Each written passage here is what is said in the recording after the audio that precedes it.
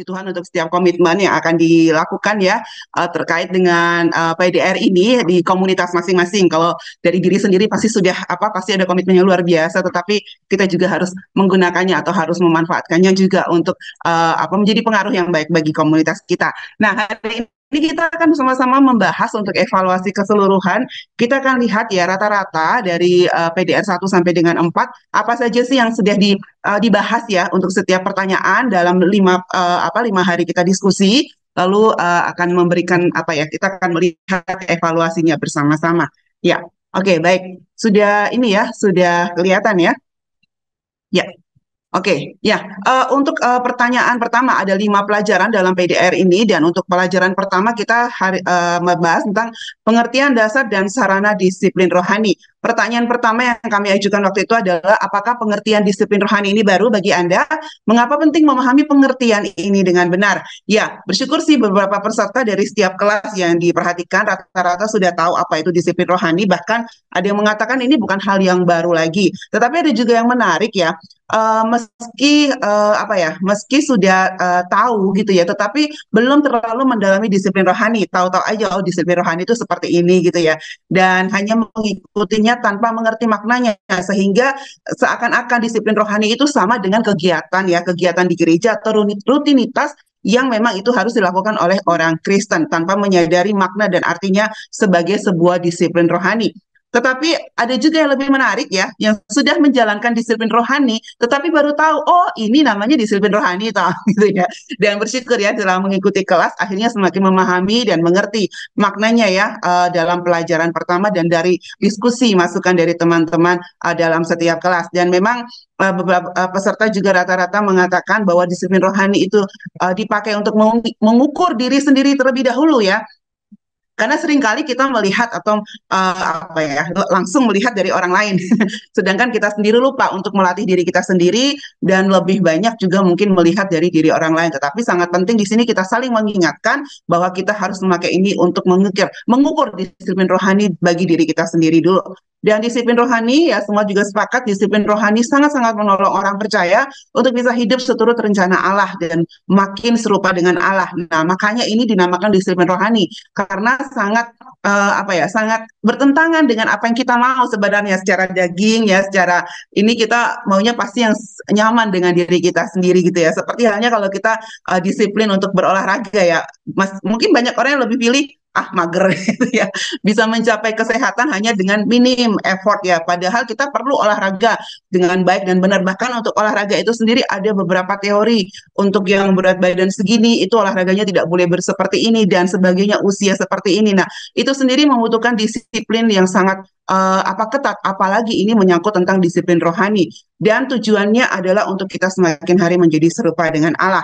Dan ini harusnya menjadikan kita semakin lama semakin menjadi Alkitab yang terbuka bagi sesama dan dimanapun kita berada. Dan dari seluruh diskusi dalam pelajaran satu ini ya, dari kami sendiri bersyukur ya untuk setiap ditajamkan lagi tentang pengertian tentang disiplin rohani itu sendiri. Kalau kita lihat seluruh Alkitab sebenarnya membahas dengan sangat terbuka, banyak sekali membahas tentang disiplin rohani mulai dari Perjanjian Lama. Kita bisa melihat ini adalah satu proses yang terus-menerus intensional dilakukan dengan sengaja dan dengan tujuannya adalah mengakui keberadaan Allah, mengakui kebesaran Allah dalam setiap aspek kehidupan umat Tuhan. Bahkan Tuhan sendiri memberikan begitu banyak aturan ya, begitu banyak. Kalau dalam hukum Taurat itu ya diberikan detail gitu ya, diberikan detail, tidak boleh ini, bahkan ukuran-ukuran dan sebagainya, langkah-langkah kita itu semua diberikan ketetapan yang sangat banyak gitu ya. Tujuannya agar apa? Kita punya panduan dan arahan untuk melakukan disiplin rohani.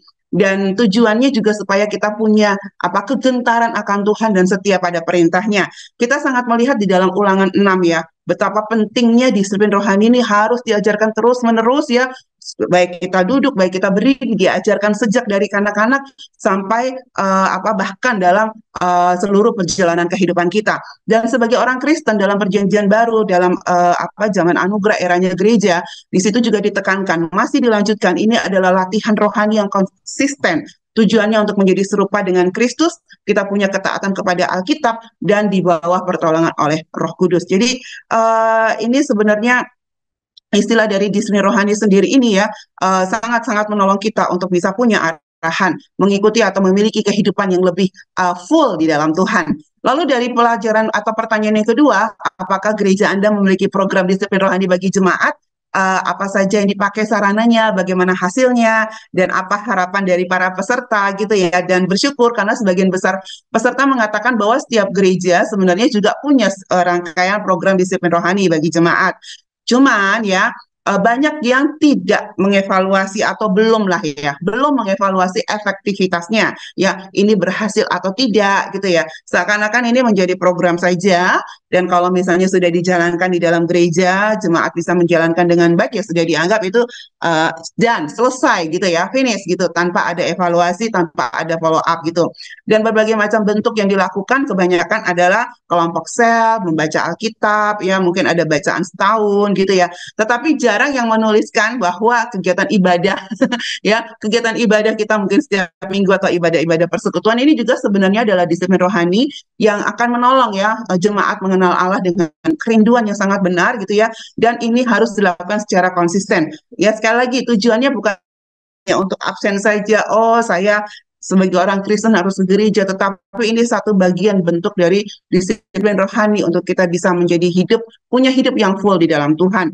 Dan saya juga tertarik melihat beberapa diskusi dari rekan-rekan ya, karena kebanyakan program disiplin rohani secara sadar ini dilakukan untuk lingkup jemaat dewasa saja. Memang untuk di sekolah minggu masih tercover ya. Kalau kemarin saya bilang ke teman-teman di sekolah minggu tuh disiplin rohaninya paling enggak ada apa anak-anak sekolah minggu harus menghafalkan ayat. Tapi saya ada juga yang bilang, oh sekarang udah nggak biasa tuh ada menghafalkan ayat gitu ya. Saya ingat sekali waktu saya masih sekolah minggu ini PR ya. Setiap minggu tuh harus bahkan setiap hari dengan orang tua kami harus membacakan ayat hafalan kami di rumah sampai nanti dievaluasi ketika hari Minggu. Nah, tetapi sayangnya pada era ini untuk yang youth, remaja, pemuda masih sangat sulit ya, masih sangat sulit untuk diajak atau dilakukan program disiplin rohani karena kemasannya ya kebanyakan anak-anak di remaja atau pemuda di gereja mungkin membutuhkan kemasan lebih kreatif, kemasan lebih menarik untuk menolong mereka melakukan atau terlibat dalam program disiplin rohani ini menjadi tantangannya. Dan memang sangat perlu ya ketika mengevaluasi seluruh diskusi, gereja perlu sekali memberikan pemahaman tentang disiplin rohani kepada jemaat, bukan hanya langsung diberikan kegiatannya saja. Seperti kelas PDR ini ya, banyak yang akhirnya memahami, oh ternyata sangat penting disiplin rohani, oh ternyata disiplin rohani harus dijalankan seperti ini, supaya setiap kegiatan atau program yang dilakukan bisa dilakukan jemaat dengan sadar. Tujuannya bukan hanya untuk kegiatan atau rutinitas, bukan untuk program yang ada di gereja saja, tetapi sama-sama kita akan berjuang bersama, kita akan menerobos setiap tantangan yang ada bersama untuk mencapai pertumbuhan rohani lewat setiap program-program yang dilakukan di dalam gereja. Jadi sangat perlu ada pemahaman untuk setiap jemaat. Kita masuk dalam pelajaran kedua, ini bicara tentang macam-macam disiplin rohani ya. Dalam pelajaran 2 sangat hanya satu pembahasan yang dibahas, yaitu tentang firman Tuhan atau dikatakan di situ ada tentang bagaimana firman Tuhan yang masuk ke dalam kehidupan kita dan itu kita lakukan setiap hari gitu ya. Pertanyaan yang ketiga, apakah menurut Anda cukup makan firman Tuhan setiap hari? Apa nih tanda tandanya Anda cukup kenyang dengan firman Tuhan? Nah, ini banyak pendapat ya. Ada yang bilang, oh saya sudah cukup kenyang makan firman Tuhan. Kalau saya nggak kenyang makan firman Tuhan, pasti lapar gitu ya. Tapi ada juga yang bilang, ya saya harus terus-menerus makan firman Tuhan. Karena setiap hari saya membutuhkan asupan rohani supaya tidak lapar rohani. Sebenarnya, kalau kita bicara tentang makan firman Tuhan gitu ya, pasti kita sama seperti kalau kita makan lah ya. Setiap hari kita pasti membutuhkan makanan ya untuk kita bisa bertahan cukup nutrisinya ya. Jadi kita harus perlu selalu punya apa ya, punya jadwal ya yang rutin ya. Paling nggak itu salah satu cara untuk disiplin rohani dulu untuk kita bisa selalu melakukan Bible intake itu ya, memasukkan firman Tuhan di dalam kehidupan kita sehingga nanti kita bisa memiliki kebutuhan nutrisi rohani yang cukup ya setiap hari. Dan tanda-tanda kenyang makan firman Tuhan dari para peserta yang dibagikan ini kebanyakan sifatnya kegiatan ya. Bapak Ibu Saudara sekalian, tanda-tanda sifatnya, oh saya sudah melakukan kegiatan baca Alkitab, saya bisa mendengarkan firman Tuhan, saya lakukan PA pribadi, saya lakukan menghafal ayat, saya bisa saat teduh, saya bisa meresapi firman Tuhan. Ini tanda saya bisa kenyang firman Tuhan gitu ya. Ini lebih banyak kepada kegiatan bagaimana kita menginput firman Tuhan, bagaimana kita makan firman Tuhan. Tetapi tanda-tandanya ya masih perlu kita perhatikan lagi, kita perlu cek lagi ya. Dan memang ada yang masih merasa belum cukup, belum selalu merasa cukup untuk bisa selalu makan firman Tuhan karena banyak tantangannya, banyak kendalanya ya. Alasan yang paling umum sibuk dan yang kedua ya masih belum bisa mengaplikasikan firman Tuhan dengan baik gitu ya. Ya Bapak Ibu Saudara sekalian, kenyang akan firman Tuhan itu sangat penting untuk pertumbuhan dan kesehatan rohani. Ini sini yang mungkin ada mama-mama muda mungkin atau ada oma atau opa, ketika kita melihat cucu atau anak kita tidak makan dengan baik ya, mereka rewel tidak mau makan gitu, kita pasti akan merasa concern kan, kita pasti akan merasa, aduh ini nanti dia bisa kenyang nggak ya, aduh dia kalau nggak kenyang dia akan sehat nggak ya, dia bisa bertumbuh dengan baik nggak ya.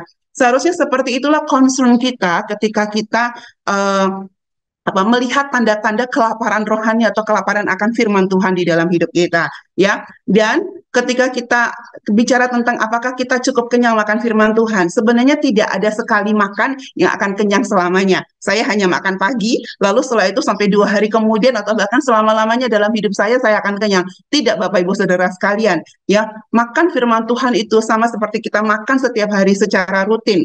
Harus kita terus memperhatikan kualitas kita ketika kita memakan firman Tuhan. Ketika kita punya waktu-waktu untuk kita melakukan Bible intake ya. Bahkan kuantitasnya sendiri harus kita perhatikan. Bahan jenis makanannya pun harus kita perhatikan. Orang yang selalu kenyang firman Tuhan ya akan terlihat tanda-tandanya punya vitalitas rohani yang baik ya, selalu rindu mempraktikkan firman Tuhan ya, punya damai sejahtera walaupun kondisi hidupnya, keadaan hidupnya mungkin secara manusia, secara dunia kelihatannya kok ngenes banget gitu ya. Tetapi dia selalu punya damai sejahtera ya, selalu bersuka cita untuk bisa melakukan firman Tuhan sesulit apapun. Orang itu biasanya kalau kenyang akan selalu bersaksi tentang firman Tuhan, bersaksi tentang kebaikan Tuhan. Karena begitu banyak ya, begitu banyak hal yang akan dia bagikan, yang akan dia keluarkan supaya orang juga bisa menikmati firman Tuhan. Dan yang pasti ciri-ciri yang terutama adalah orang yang kenyang firman Tuhan pasti akan nampak dalam pertumbuhan rohaninya ya. Firman Tuhan banyak mengatakan hal ini. Ya, lalu bagian yang keempat, ya ada pertanyaan yang keempat dari pelajaran 2, bagaimana kita bisa mempraktikkan firman Tuhan yang kita makan setiap hari? Ya, lalu apa yang akan kita lakukan kalau hari itu kita lupa mempraktikkan firman Tuhan? Ini yang sering ya, aduh lupa gitu ya. Nah, kalau dari peserta, ya ada begitu banyak cara yang dibagikannya dalam diskusi dari PDR 1 sampai 4, bisa berdiskusi, kita share ke medsos gitu ya prakteknya, kita berdoa Tuhan tolonglah saya karena memang mempraktikkan firman Tuhan itu tantangannya besar sekali ya Bapak Ibu Saudara sekalian ya. Ada juga yang cara mempraktikannya adalah menghafalkan, mengontrol pikiran, menyangkal diri gitu ya. Dan ada juga yang melakukan journaling atau menulis jurnal ya, karena itu akan sangat membantu dalam mempraktikkan firman Tuhan. Kita catat hari ini saya mau ini nih ya. Hari ini dikatakan dalam firman Tuhan jangan kamu khawatir. Wah, sepertinya hari ini saya akan banyak khawatir akan ini ya. Ya, saya akan mempraktikkan tidak akan mengkhawatirkan hal-hal ini gitu ya. Nah, itu catatan yang seperti itu sangat-sangat penting. Yang pasti kita perlu belajar dan berusaha konsisten untuk melakukan atau mengaplikasikan firman Tuhan itu, ya. Lalu kalau kita lupa memperhatikan firman Tuhan, biasanya yang akan kita rasakan apa? Gelisah gitu ya. Karena aduh kok saya tahu saya harusnya melakukan firman Tuhan ini, ada kesempatan, tetapi kok saya tidak lakukan gitu ya. Akhirnya kita gelisah gitu ya. Dan Roh Kudus ya, setelah kita membaca firman Tuhan, Roh Kudus pasti akan selalu mengingatkan gitu ya. Lalu ketika kita tidak mempraktikkan firman Tuhan, kita akan merasa kurang ya. Kita merasa kita merasa nggak kuat menghadapi hari-hari itu dan biasanya akan merasa ada penyesalan gitu ya, dan akhirnya kita mengakui kegagalan kita di hadapan Tuhan dan mau berjuang lagi untuk memperhatikan firman Tuhan ya. Itu pendapat dari para peserta ketika lupa memperhatikan firman Tuhan. Tetapi ada yang digarisbawahi oleh para moderator ya. Belum banyak peserta dalam PDR 1 sampai PDR 4 yang menyoroti peran orang lain dalam mengingatkan ketika kita lupa melakukan firman Tuhan, Bapak Ibu Saudara sekalian ya. Ya, memang mengaplikasikan firman Tuhan itu berarti membiarkan firman itu hidup, membiarkan firman itu berlaku sepenuhnya dalam hidup kita, sehingga kita nggak lagi hidup nih dalam kedagingan atau dalam keinginan pribadi. Ini nih tantangannya ketika kita mempraktikkan firman Tuhan ya. Dengan memperhatikan firman Tuhan ya, kita menyatakan bahwa saya mau hidup dalam kehendak dan kuasa Allah, mau hidup dalam otoritas firman-Nya.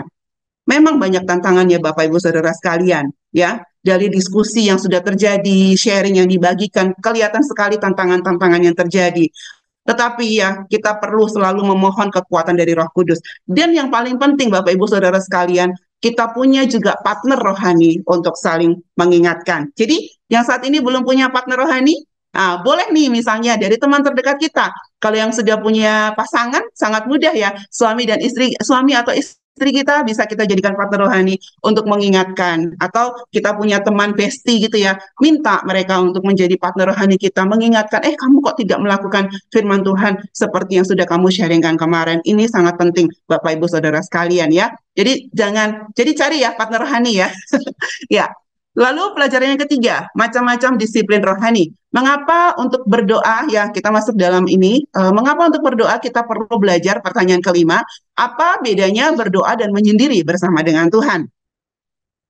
Ya, berdoa adalah disiplin rohani yang Yesus ajarkan dalam khotbah di bukit itu ya, sangat jelas itu ya. Dalam khotbah di bukit dia mengajarkan tentang doa Bapa kami, sehingga memang harus dilakukan setiap hari. Dan ini proses belajarnya akan terus-menerus gitu ya.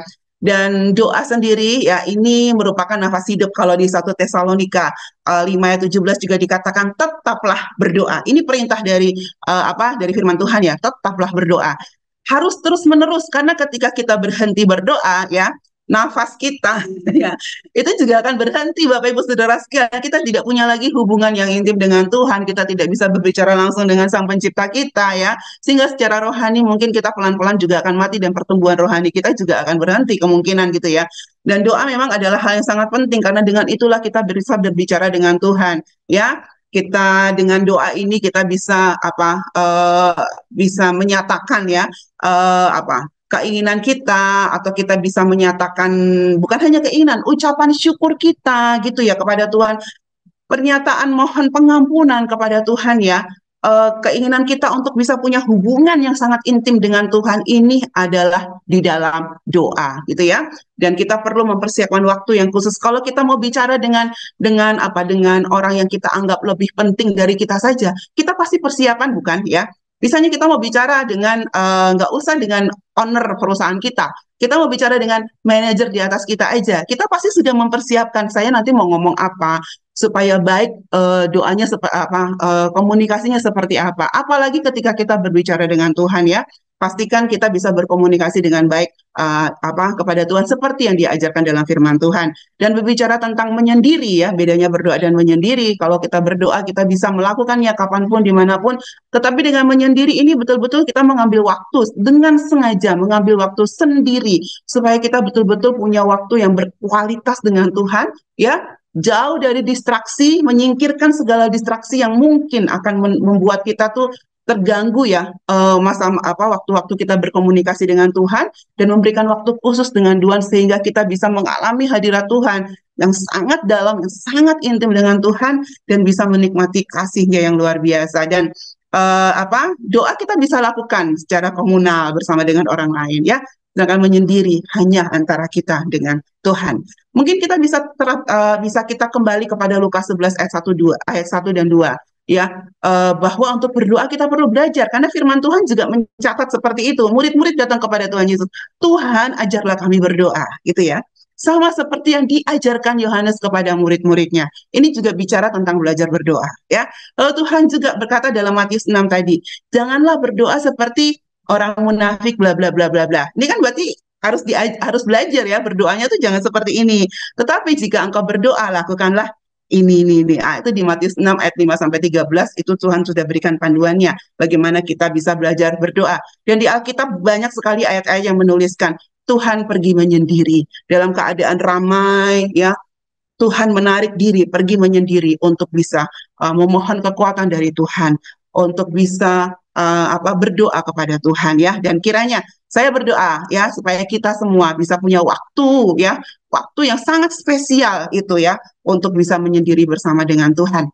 Kita masuk pelajaran 3, pertanyaan 6. Mengapa puasa yang diajarkan Alkitab berbeda dengan puasa yang diajarkan agama lain? Nah, ini peserta langsung fokus ya kepada puasa dalam Alkitab tuh seperti ini loh gitu ya.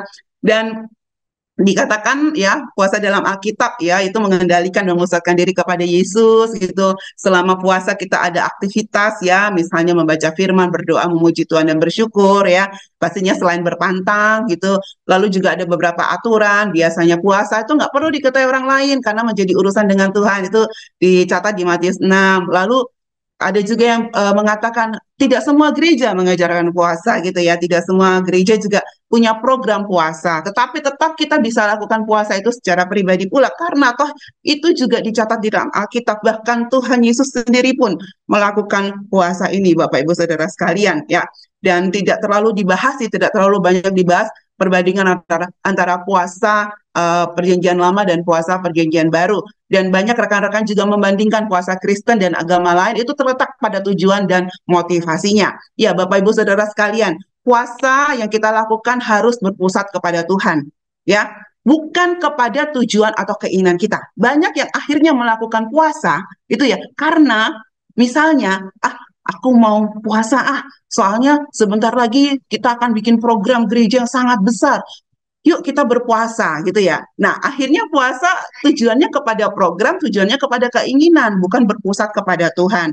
Dan puasa seharusnya bisa membantu kita mengendalikan keinginan daging kita dan mengalihkannya kepada Kristus. Saya ingat sekali ketika Ibu Yulia mengajarkan membuat satu perumpamaan tentang puasa gitu ya. Ada seorang wanita yang sedang merasakan jatuh cinta, ya, tapi mereka LDR nih ceritanya. Lalu dia mendapat surat cinta dari kekasihnya ya, lalu dia masuk ke dalam kamarnya ya, membuka surat cinta itu, dan ketika dia membaca surat cinta atau membaca surat dari kekasihnya itu, dia lupa, dia tidak lagi merasakan lapar, dia tidak lagi merasakan kebutuhan apapun kecuali dia bisa punya waktu khusus membaca surat yang dia dapatkan dari kekasihnya. Bukan berarti lalu dia sengaja nggak makan, tetapi dia betul-betul berpusat kepada ini ya, kepada surat yang dia dapatkan itu, sehingga tidak ada lagi rasa lapar ya, sehingga tidak ada lagi keinginan yang lain,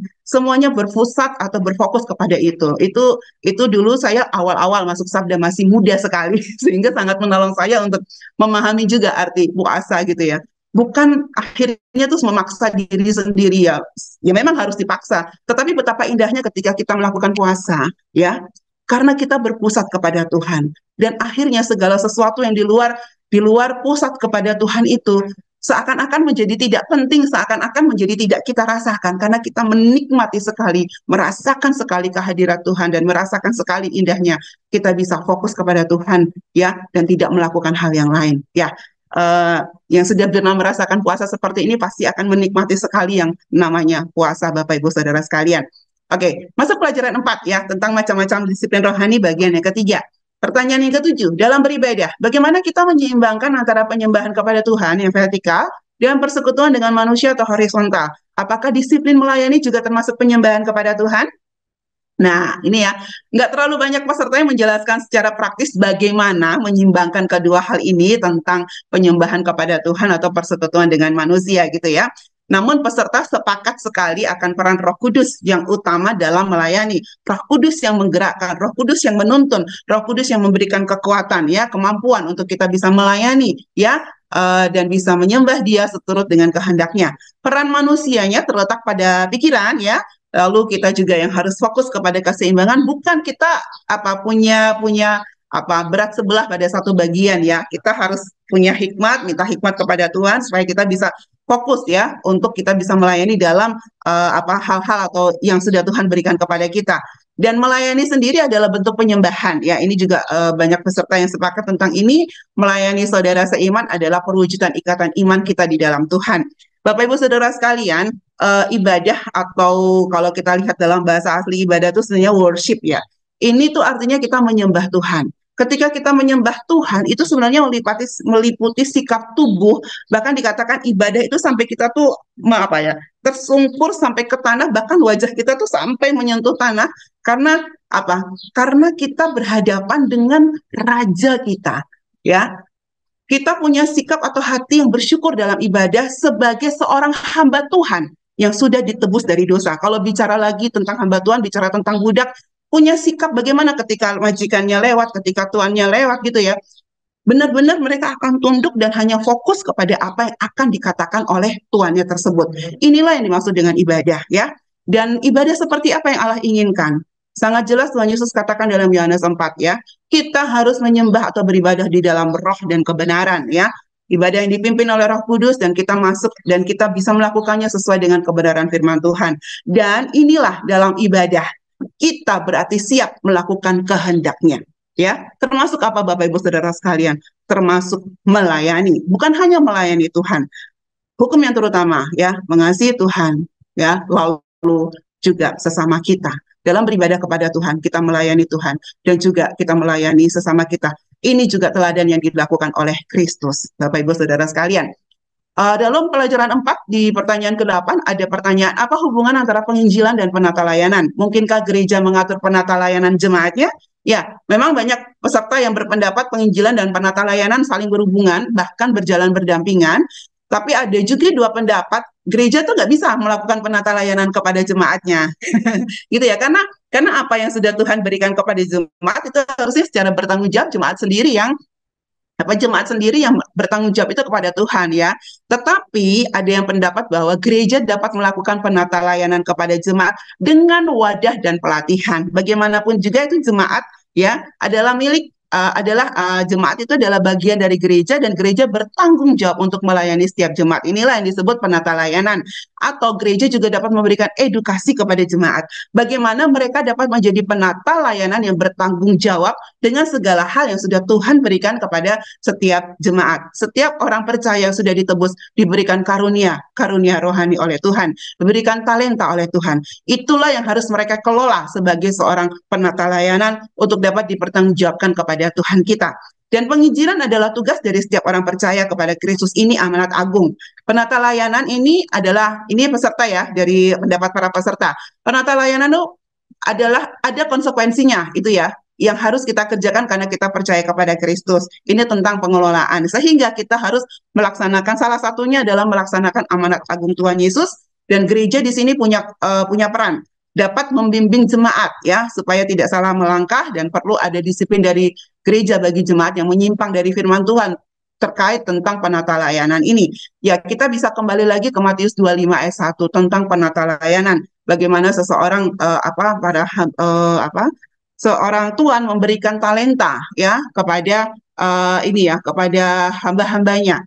Di situ mereka dituntut untuk mengelola talenta yang sudah diberikan kepada mereka dan nanti mereka harus mempertanggungjawabkannya kepada Tuhan. Ketika kita mendapatkan anugerah dari Tuhan, semua karunia rohani Tuhan berikan kepada kita untuk melayani Dia. Kita perlu bertanggung jawab akan hal itu. Dan peserta juga sudah sangat jelas menyatakan hal ini ya dalam diskusi. Kita lihat lagi di Matius 28 ayat 9 sampai 20, kita 19 sampai 20 bicara tentang amanat agung. Amanat agung itu tidak berhenti di perintah jadikanlah seluruh bangsa muridku ya. Ya, tidak berhenti di situ, tetapi juga berlanjut. Ajarkan mereka untuk taat akan semua yang Tuhan perintahkan, ya.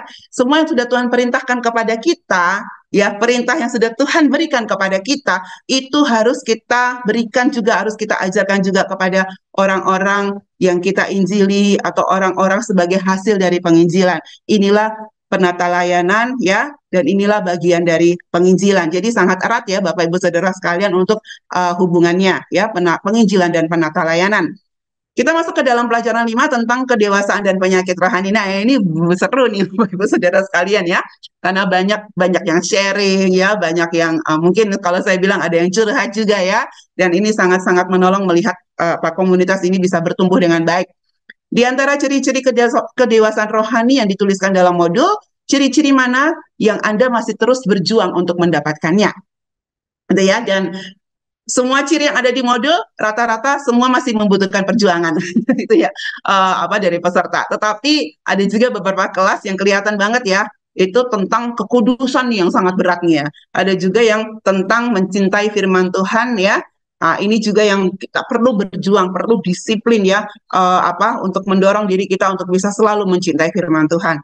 Tetapi gitu ya, ada juga yang berkata ini tentang komunikasi dengan Tuhan dalam hal berdoa ya, banyak ya, masing-masing punya perjuangannya masing-masing tentang kedewasaan rohani, dan untuk ini sangat membutuhkan komitmen total dalam kehidupan kita. Tetapi Bapak Ibu Saudara sekalian, di dalam firman Tuhan itu juga sudah banyak diberikan ciri-ciri ya, tanda-tanda ketika kita mengalami kedewasaan rohani. Ini contoh ya yang saya ambil dari firman Tuhan gitu ya. Ada, kalau kita mau cari itu begitu banyak gitu ya. Orang yang sudah dewasa rohani ya, dia akan punya mencapai kesatuan iman dan pengetahuan akan anak Allah gitu ya. Lalu dia akan mengalami pertumbuhan yang sesuai dengan kepenuhan Kristus, sehingga kita tidak lagi mudah diombang-ambingkan ya oleh berbagai angin pengajaran gitu ya. Saat ini kan banyak yang sedang bingung, Kristen progresif nih gitu ya, banyak yang galau dan bingung ya. Tetapi sebagai orang-orang yang sudah dewasa secara rohani ya, kita akan terus maju, kita juga akan mengalami progres, yaitu untuk apa? Punya kepenuhan di dalam Kristus gitu ya. Tidak akan lagi mudah ditipu oleh tipu daya manusia. Semua kata-kata hikmat yang dari manusia secara logika kemungkinan besar itu betul banget gitu ya. Kita dapat kita dapat bandingkan dengan firman Tuhan. Kita dapat kembali lagi kepada firman Tuhan, apa sih yang firman Tuhan katakan gitu ya. Dan kita akan terhindar dari kecerdikan dan penipuan yang licik. Dan kita juga akhirnya bisa mengatakan banyak hal dalam hidup kita. Kita menyatakannya dalam kebenaran dan dalam kasih, dan yang pasti kita akan bertumbuh. Bertumbuhnya dalam apa? Bertumbuh dalam segala hal kepada Kristus atau kepada Dia. Ini ciri-ciri yang dikatakan dalam Efesus 4 ayat 13 sampai 15. Kalau di Ibrani 5 ayat 14 dan di Ibrani 6 ayat 1, di situ dikatakan orang yang dewasa rohani punya panca indera yang terlatih. Untuk bisa panca indera yang terlatih ya, kata terlatih ini sendiri pun bisa digali. Ini terlatihnya maksudnya apa gitu ya? Untuk membedakan yang baik daripada yang jahat. Ya, mereka yang dewasa rohani tidak akan puas dengan pemahaman rohani yang dangkal, tidak hanya akan berhenti di pada pengajaran-pengajaran dasar saja, tetapi akan selalu mencari pertumbuhan yang lanjut dalam iman. Saya bersyukur ya, kami di Sabda sangat bersyukur untuk setiap peserta yang mendaftarkan diri dalam kelas ya. Kami berdoa untuk setiap orang yang mendaftarkan diri di dalam kelas, bahkan sampai admin gitu ya, mengingatkan mau ikut kelas apa enggak, karena ada beberapa yang suka lupa gitu. Oh, kayaknya saya udah daftar nih ya, tetapi ternyata belum gitu, sehingga dengan sukacita para admin selalu mengingatkan ini mau daftar apa enggak. Dan kesungguhan untuk bisa mengikuti setiap kelas ini bagi kami ini merupakan satu ciri ya orang-orang yang sedang dalam pertumbuhan kepada kedewasaan rohani, dan nanti diuji lagi dalam cara kita berdiskusi di kelas dan sebagainya ya. Lalu masuk dalam pertanyaan yang terakhir, yaitu tentang apakah setiap orang percaya akan mengalami burnout dan kekeringan rohani? Apakah ini justru menunjukkan ketidakdewasaan rohani? Ya, peserta tidak sepakat kalau burnout dan kekeringan rohani itu menunjukkan ketidakdewasaan rohani. Bahkan ya, katanya ya, dari diskusi yang disampaikan oleh oleh rekan-rekan dari PDR 1 sampai PDR 4 dikatakan burnout itu bisa menjadikan orang justru lebih dewasa rohani jika bisa mengevaluasi keadaan burnout mereka dan bisa menyikapinya dengan baik. Nah, burnout itu sebenarnya lumrah ya. Ada yang juga berpendapat lumrah terjadi bagi orang percaya, karena itu pasti karena ada sesuatu ya kenapa bisa menjadi burnout gitu ya. Ya, memang burnout juga bukan standar kedewasaan, tetapi ini satu proses pengenalan akan Allah. Tapi perlu hati-hati dengan kata proses supaya kita tidak gampang bersembunyi di balik kata proses. Dan keadaan burnout, setuju, perlu segera diobati supaya kita tidak terjatuh semakin dalam. Sangat perlu pertolongan ya dari orang lain. Kita tidak bisa sendiri ya. Yang pasti Roh Kudus akan menolong kita, tetapi juga Roh Kudus akan memakai teman-teman kita, keluarga kita, atau hamba-hamba Tuhan supaya kita bisa segera segera keluar dari keadaan burnout kita ya. Dan pertolongan dari Tuhan, penundukan diri kepada Tuhan akan membuat kita sadar siapa Allah dan siapa kita di dalam Dia. Ya, banyak hamba Tuhan yang mengalami burnout ya. Kita juga sebagai orang percaya sering kali mengalami burnout gitu ya. Tetapi kita harus ingat ya, ketika kita mengalami burnout dalam segala aktivitas rohani kita, ya, memang Allah memberikan pekerjaan atau tugas kepada kita untuk menjadi kaki diannya, baik secara kelompok maupun secara individual gitu ya. Tetapi Bapak Ibu Saudara sekalian, satu-satunya cara supaya kita dapat memenuhi tugas itu adalah dengan bergantung terus-menerus terhadap pasokan minyak Roh Allah. Ya, kenapa? Ya, karena kita akan terus menjadi kaki dian Tuhan, kita akan terus harus juga menyala, karena kita harus menjadi terang, ya kan Bapak Ibu Saudara sekalian. Tetapi dengan terus-menerus kita bergantung kepada minyak atau kuasa daripada Roh Kudus, dengan cara itu, kita akan terbakar bagi Allah, tetapi tidak membakar diri kita sendiri atau burnout. Ya, harap kelas PDR ini bisa menolong Bapak Ibu Saudara sekalian dari setiap diskusi, dari modul, ya, dari setiap kalau saya bilang berbagi sharing atau saling bersaksi menolong kita untuk semakin bisa dibentuk kedewasaan rohaninya di dalam Tuhan. Ya, ketika menyusun modul ini bersama dengan teman-teman di Sabda, ya, kami juga mendapatkan berkat yang begitu luar biasa dari modul ini, dan saya yakin ini juga menjadi berkat bagi Bapak Ibu Saudara sekalian. Dan secara umum untuk evaluasinya, ya, peserta yang mendaftar ada 95 orang, yang keluar ada 17 orang dengan berbagai macam alasan, ya. Tetapi kiranya Tuhan menolong supaya nanti teman-teman yang tidak sempat lulus ini bisa mengikuti lagi kelas-kelas yang lain. Peserta cukup aktif dalam kelas, ya, dan banyak yang gabung pada jam-jam ketika kelas mulai dibuka. Tetapi menjelang kelas ditutup tuh mulai sepi, gitu ya. Dan kelas kali ini tidak terlalu banyak peserta yang memberikan referensi karena memang kebanyakan pertanyaannya seputar pengalaman dan sangat memberkati sekali setiap pengalaman yang disampaikan. Alur diskusinya sangat-sangat dinamis gitu ya. Ada yang memberikan pengalaman, ada yang memberikan evaluasi gitu ya, dan bisa memberikan ide-ide supaya gereja bisa punya program disiplin rohani bagi jemaat. Dan rata-rata peserta sangat kooperatif jika mendapatkan reminder dari admin. Tidak ada yang out of topic selama diskusi berlangsung, puji Tuhan. Dan kami dari tim moderator, tim admin, ya, sangat mengucapkan terima kasih banyak untuk setiap peserta, untuk setiap kerjasamanya dan diskusi yang berjalan baik selama kelas berlangsung. Ya, kiranya Tuhan menolong, semua menjadi berkat, ya, dan jangan lupa untuk terus bertumbuh di dalam Tuhan, nikmatilah proses pendewasaan rohani di dalam Tuhan, dan lakukan disiplin rohani kita dengan pertolongan dan kekuatan daripada Roh Kudus. Tuhan Yesus memberkati.